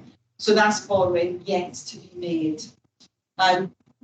So what this report is, it looks at potential borrowing for next year, but it also doesn't get the borrowing that we've already undertaken. Because of course you can't just wipe the slate clean.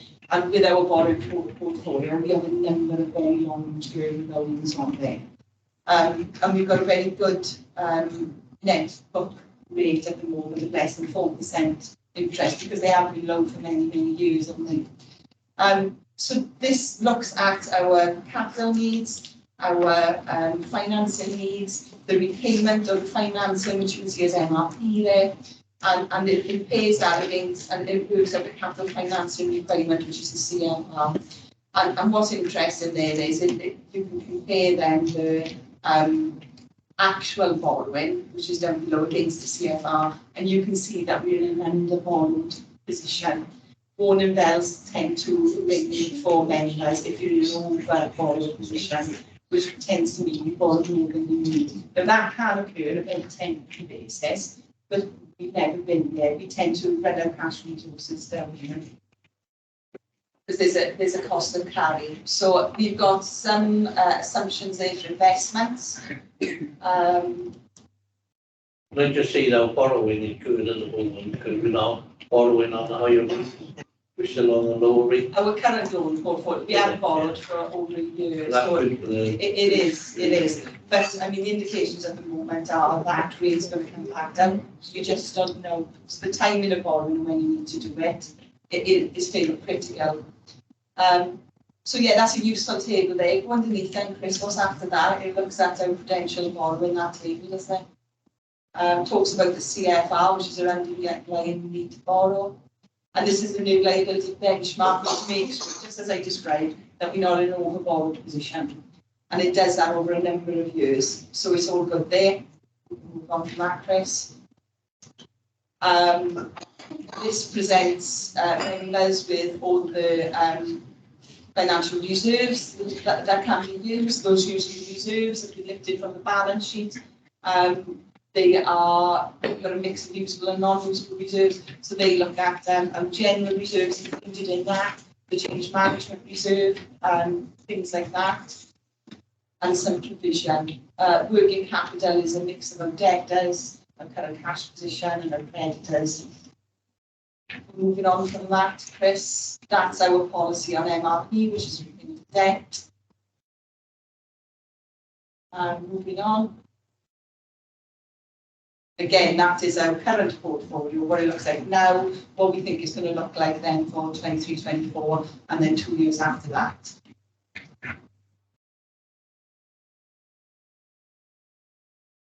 If you move underneath, that's our current structure of banking. I don't know what date I took that at. It could be at the end of February, we're taking it at that point. Moving on. Yeah, there's some limits there, so we're not boundary for borrowing, and there's also an authorised borrowing limit as well, which you cannot reach, which we'd have to come back to members and address what's happening there. So when you look at debt there, debt means loans, and when you look at the long-term liabilities, that means things like leases, PFI arrangements. Now members know the only thing like that we've got at the moment is the PFI arrangement that we have with that pocket or credit gate. Still classed as borrowing, but there is an inbuilt borrowing facility in our PFI arrangements. So it talks a little bit about why they are necessary, and then we can move on. That's the second limit, and then there should be an affordability limit under that price. There you go. So that's a useful one for members to understand that there is this link between what we want to invest in capital, but what we can afford in the revenue budget. So the more we invest in capital, the higher the proportion of our capital financing costs are going to be in the revenue budget. And that 22-23 is very close to being actual, now 6.68. Next year we drop back down a bit. I would say if that goes about 10%, that's when you start, it starts again. Yeah, yeah. So if we drop down below that price, there's the forecast there for interest rates. That helps inform what our borrowing strategy is going to be and the timing of our borrowing. Because of course we wouldn't want to borrow when the rates peak. We want to try and do it when they are lower. So of course you've got this issue of what's cash flow doing? Is it high? Is it low? And those are benchmark rates that we'll be using to come back to members with the midterm Treasury reports in December. If you underneath that. There's policies there on borrowing in advance of need. We wouldn't do that. As I described, we are in an under-borrowed position. And all our borrowing is undertaken on a fixed term basis because we want budget certainty over anything else. And variable borrowing, of course, you can't manage the impact on the revenue budget and whack it down with the bank minimum rate, you know. So that's what type of borrowing we will do and who we will do that with. And then this moves on to the investment area, which talks about counterparties and their credit worthiness, so how good they are for us to put our money in them. Because we do operate a slide model, security, liquidity, and yield. We always want to get the money that we put out back. We may have there may be another product there but it could have a higher risk. So our approach is security before yield and liquidity, which means we want to get our money when we need our money. So when we do place investments, they tend not to be longer than 3 to 6 months. 6 months is quite rare for us because we always want to use our money.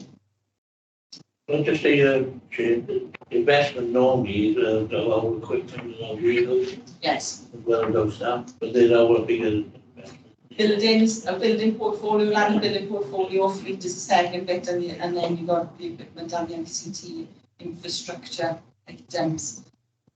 So yeah, I think we've got some, that talks about who we're going to borrow with, what type of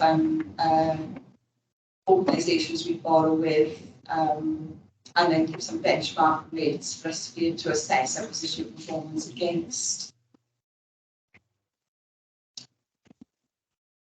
And these appendices, as I described, you've got quite an interesting economic background there to look at. The UK one is useful to read. You've got more than you need there in terms of, you've got the American and you've got the Chinese sort of impact there. Sometimes it just helps to put everything into context. I think Chair Adam will cover some of this in his training session. Yes. It can talk about things like the impact of war, on banking rates and the flow of cash through the various systems. And we don't tend to put any investments out, the approved countries for investments we don't tend to be, our strategy isn't to place investments with anyone other than UK-based institutions, and it's always in sterling. So we can manage the risk impacts of any foreign exchange rate, you know. And there was the last two bits about the reporting to Finance Audit and Performance Committee first, which those members sitting here you will know about, and then duties of our Section 102 officer or treasurer, as he is otherwise known. Don't know if there's anything you want to add to that, Chris? Well, thank you, Lisa. I was bringing Chris now. Do you want to say anything, Chris? No, I was just going to put up the recommendations. I got on you. Oh, there you go. I got on. That's technology I got on my phone as well here. So anybody, Steve, you're happy with that? Because you're Yeah, no, I have seen the initial report, but yeah. All right. Yeah. Okay, well, thanks, Lisa, once again. So recommendations are the Fire Authority note and approve following regularly changes reported impacts, Treasury Management Strategy Statement, Capital Potential Indicator, the Minimum Revenue Provision Policy, Borrowing Policy and Treasury Indicator Limited, Annual Investment Strategy, and the Treasury to update strategies and policies as necessary. So everybody happy with that? Yeah. Brilliant, thank you ever so much. That's good. Thanks, Lisa. Once again, I wouldn't want you a job for the world of it. I get confused when I'm the treasurer of the allotment, so that's like I'm not £2,000 a year, and I get confused to that, you know. So That's what they paid more than you. But That's what they paid more than. yes, you're right. Yeah. So we've got the next item on the agenda then, which is Rule 47. Job evaluation 197. So, Serena, you again? Yeah, okay, thank you. So this is a highlight report of the end of the job evaluation project. It started in September 2019, but was paused due to COVID, and then was restarted in 2020. Over the roles that we were looking at was corporate roles, green book roles, and it covered 227 posts within the service. And this was equated to 304 people. So these could have been either part-time or full-time employees that made up those 227 roles with those 204 people. At the same time, we interviewed 172 individuals across the service. So we have something which we would have referred to as bucket posts, where perhaps there are 3 or 4 individuals that operate within the same role. Therefore, those individuals would have combined and discussed who would have been the most likely to be able to go through the interview process.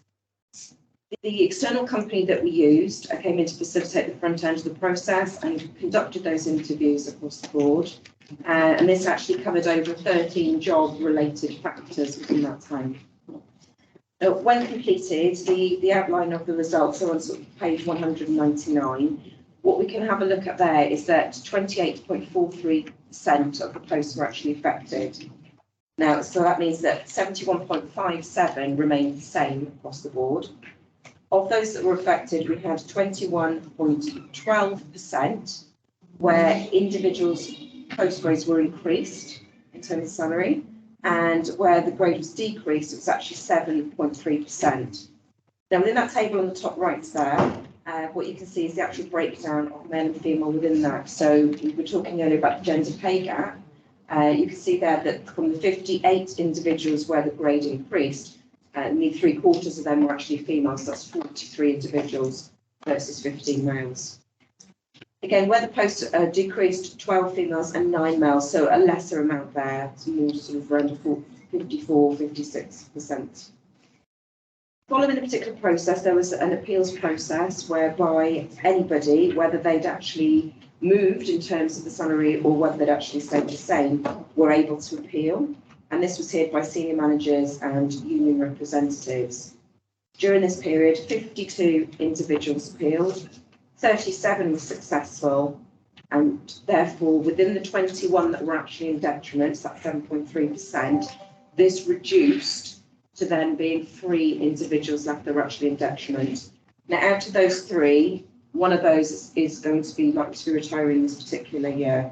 So after the whole process has been completed, we have 2 individuals left on detriment, What we do actually forecast is that with the NGC pay awards and the increments that have been occurring for Book staff, this is likely that they'll be out of detriment this year with the new pay award for 2023 onwards. The 3-year pay protection that was put in place commenced on the 1st of August and will continue for those individuals through that. What we'll be looking at now is following this is a phase 2, which will look at job titles of individuals and on-call allowances.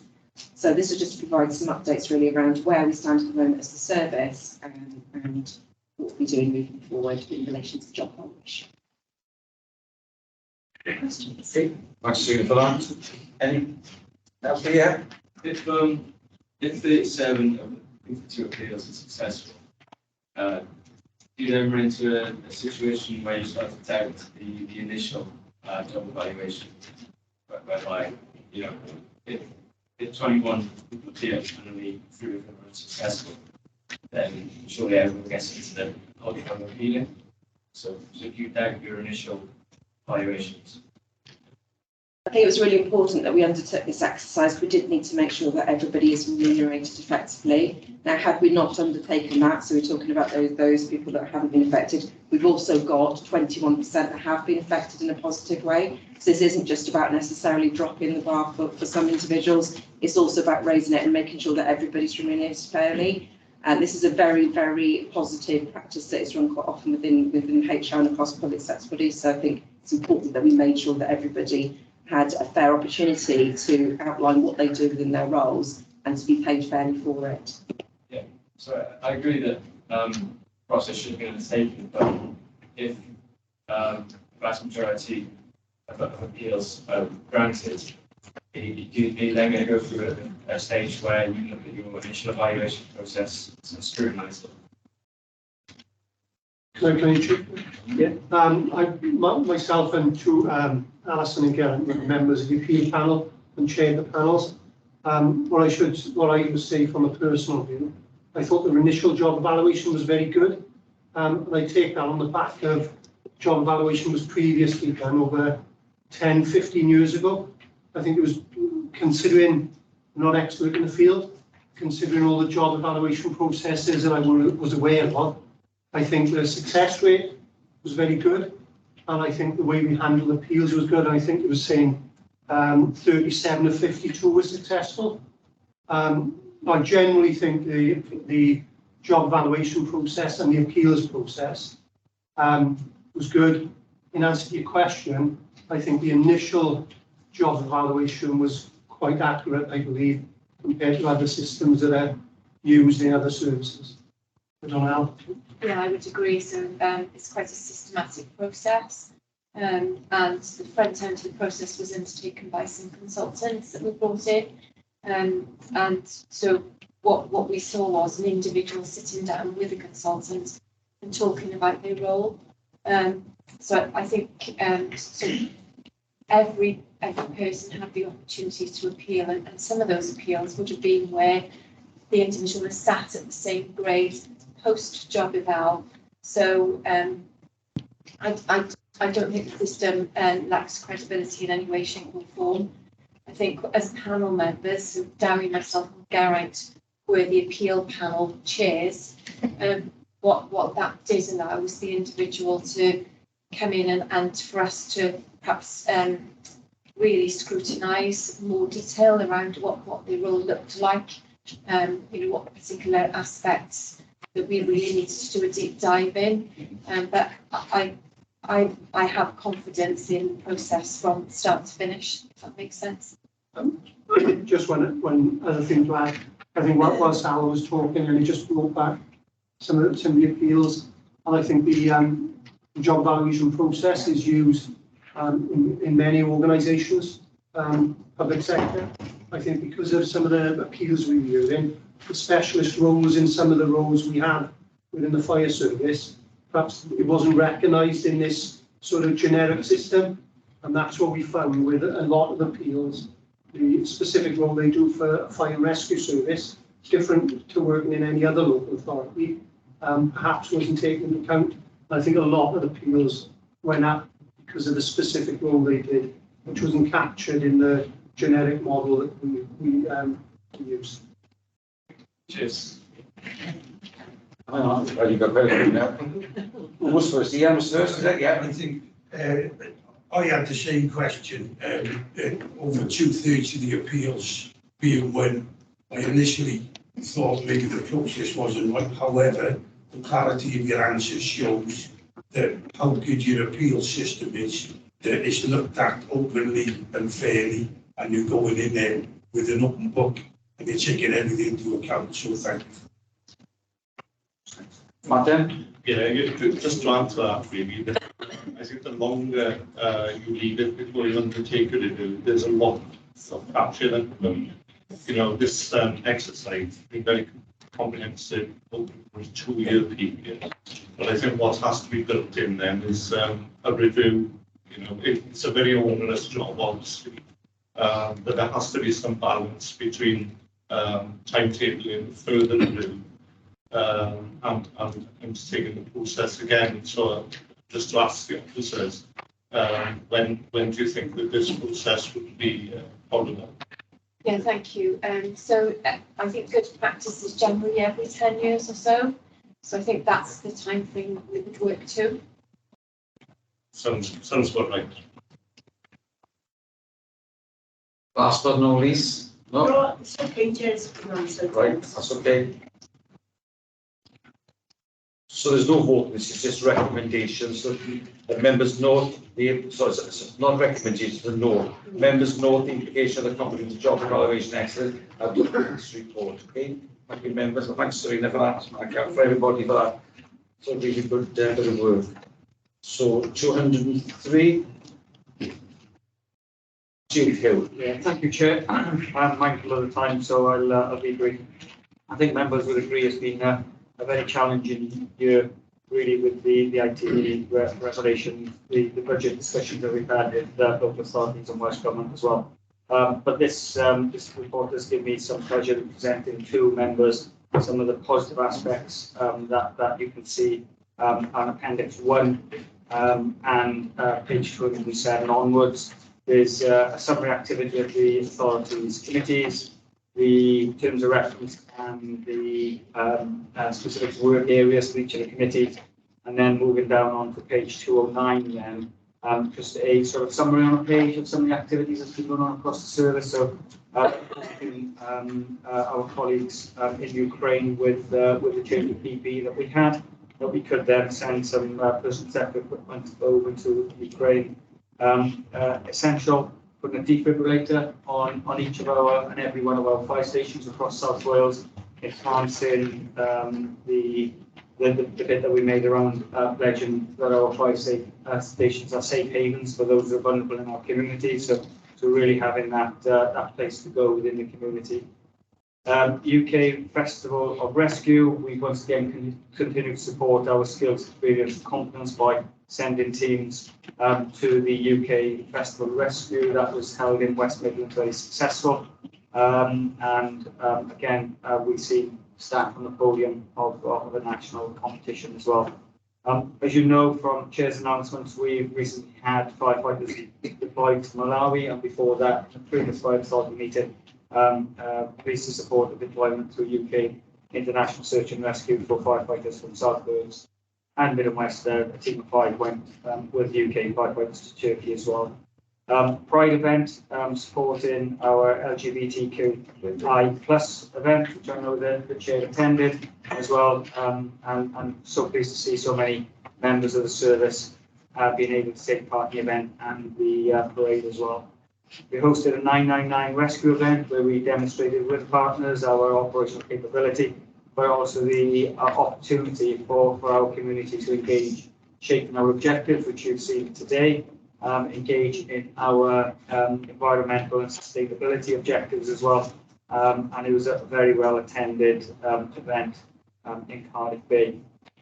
We had the Queen's Platinum Jubilee commemorative medals and coins that we were able to mark Her Majesty's, the late Majesty's Platinum Jubilee, and then regrettably the passing of Her Majesty the Queen Elizabeth II several months later. We were involved in many of the proclamations and accession events with myself and the chair attending at Llandaff Cathedral as well. We've continued to update our fleet, and you can see a little bit there on our rescue tenders as well. And we also had teams competing across the world in Luxembourg, from Cardiff, Central and Bridgend, once again, not shy to be on the podium at the end as well. Body-worn cameras, the trial continued to invest in operational safety for all of our staff. So it's a trial which I know Dean has been leading on, and I managed to get a seat on the settee for Crime Watch as well. So, and then for members to be aware, which you already are, the independent cultural review following the shocking ITV investigating news article at the school on the 12th and 13th of December. And then it is great pride that we mark the honour for Councillor Evan Roberts as well, which I know you've enjoyed your day in the palace also. So. I enjoyed the West End after better. Yeah, I was going to say that it was nice that you went to Buckingham Palace to receive your award that is from the Princess Royal. So great, yeah. And then on page 210, you can see with good governance and investment, real difference that the service are having. So really thanks to the Fire Authority members really for your ongoing good governance and investment. You can see that there's significant reductions in the number of fires that we attend, deaths and injuries, and road traffic collisions as well. The one bit you will see, or two bits that the graph will bring to your attention, is the other special service calls. That is generally because of we made the operational decision to assist others, which is generally the Welsh Ambulance Service Trust and our NHS colleagues as well. And then a bit on false alarms, just as I look forward to. We have had a draft report from Wales Audit that has been conducting a review of the 3 Welsh Fire and Rescue Services regarding unwanted fire signals and fire alarms as well, and that'll be coming to the Fire Authority in the next municipal year. And you get all that for a slight increase over 5 years of only 8 pence per person per population across South Wales. So I really do think with the investment, the professionalism and dedication from all staff across South Wales Fire and Rescue Service, it is a privilege and a pleasure to lead this organisation. I really do believe we present value for money as well. Sure. Yes, thank you for the report. And it's no recommendation, just a note. Can I? Oh, sorry, Steve, yes? Yeah, I think the appendix is tremendous as every year. Can I suggest we pass these to all relevant authorities, particularly the leaders of the council, to see where their money actually goes and what we actually do? Because I seem to think they when they're making the financial contribution, they forget what the actual service does. I think it might be important just to send the leaders a reminder of what the service actually does with that money. I quite agree with you, Steve. Yeah. Yeah. I think if I could come back, Chair, I think it really would be good for members also, because you are your local authority representatives here, is to have that ongoing dialogue back at your host authorities and to provide a feedback back to your host authorities on the activities of the service, the budgetary requirements, which was Councillor Evans has just said, but also what difference we are making in our communities. And I think that rich context and overview, I think, would really sit within the members' role in reporting back to your host authorities. And I'm more than happy as well, members, to support you if you wanted to do that. I know we have the budget consultation discussions, Chair, that we give yourself, the Treasurer and myself go to. But if there's any member engagement sessions that you would want to lead within your host authorities, then from an officer perspective, more than happy to support you in that as well. Are you quite happy for us to share these appendix to our leaders? Yeah, absolutely. Okay. Just a note. So the next item on the agenda, members' attendance. Before we start this, members. Oh, sorry. Just on this, there's a factual inaccuracy on there. On what now? The members' attendance. I haven't started that yet. I wanted to see. Oh, you said that when my computer's done it. So Yeah. There yet. I just wanted to say on this. I received an email before the meeting from a member who's not here on a couple of questions on this. I'm not reading the email out. I don't think it's appropriate to read the email out. But I've asked officers to contact the member with an update. So I leave it at that. Can I just say, obviously, the report is there for information, shows the attendance of members at the fire authority and all the committees. It doesn't include today's meeting for obvious reasons. If members have got any suggested amendments that they feel it doesn't accurately reflect their attendance, by all means either contact myself directly or Scott or Hannah in the member support team, and we get the records amended accordingly. Okay, you want to come in now? Yeah, basically on the report, it says that I was absent without apologies for the fire authority meeting on the 19th of December. I was definitely in attendance. I was online in attendance. I don't know how, what you want in terms of evidence for that, but basically I have notes from about that meeting, things that were discussed, about 38 cases processed on the pensions, thingy bob, the thematic review, that's when we first brought in, obviously bringing in the review following the ICN thing. So therefore, can the record be corrected, please? Yeah, because we get the records. And say the whole stuff I saw, that I was thinking, hang on a minute. I was like, yeah, by all means, let us know if there's amendments that we've been in. yes. So if members have got any queries, get in contact with Scott, Hannah and Geraint, and they will resolve that ASAP for you. Yeah. So the next agenda item is items on 7 or on 221. Proposed calendar meetings for the next financial year. Yes, this is just the draft proposal for all the in the calendar, includes things like the presentation meeting, carol service, as well as all the committee authority dates. It is draft at the moment. It won't become formal until the AGM. We'll be recirculated at the AGM. If there's any amendments made before then, so we'll notify you at that point. But it's just to give members an advance warning and we'll like the dates. Okay. Happy with that? So the last item on the agenda, forward work programme. Just the standard format now. This is the last meeting of the municipal year, so it should conclude with business. However, there are one or two items which, due to the length of the agenda, the day that we deferred, and they may be the annual reports of each of the committees, and we present them at the AGM. I think that's the format we use going forward in future, and the annual reports will be presented at the AGM. Yes, you discussed that with me here, and I said I think that is the best way forward. Put it at the AGM, yes. And there was one other report, just to update members. There was a report due on the insurance contract. The procurement exercise for the new insurance suppliers has been out to tender. They're currently finalising the assessment of the tender returns, so we couldn't meet the deadline for reporting today. So I'll have to sign that contract off using delegated powers, because it has to be in place by the end of March. So I'll get that signed off this week, and then I'll report that back, as I said out in speaking delegations.